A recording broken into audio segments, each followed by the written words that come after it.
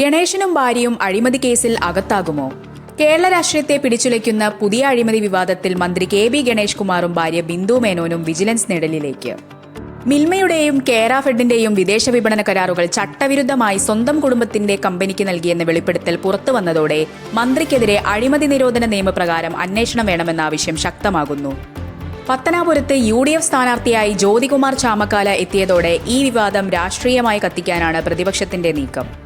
മന്ത്രിയുടെ ഔദ്യോഗിക വിലാസത്തിൽ രജിസ്റ്റർ ചെയ്തിട്ടുള്ള മിഡ് നൈറ്റ് സൺ ഗ്ലോബൽ എന്ന കമ്പനിക്ക് വേണ്ടിയാണ് സർക്കാർ സ്ഥാപനങ്ങളിൽ വഴിവിട്ട നീക്കങ്ങൾ നടന്നത്.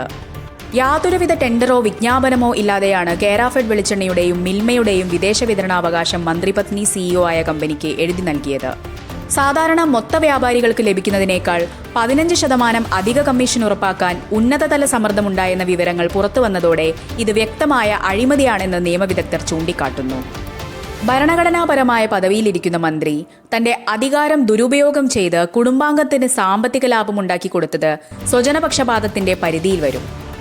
ടെൻഡർ നടപടികളില്ലാതെയാണ് കരാർ നൽകിയതെന്ന് മിൽമ ചെയർമാൻ തന്നെ സമ്മതിച്ചത് ഗണേഷ് കുമാറിന് നിയമപരമായി തിരിച്ചടിയാകും. മന്ത്രിക്കും ഭാര്യയ്ക്കുമെതിരെ വരും ദിവസങ്ങളിൽ വിജിലൻസിന് ഔദ്യോഗിക പരാതി നൽകാനാണ് കോൺഗ്രസ് നേതൃത്വത്തിന്റെ തീരുമാനം.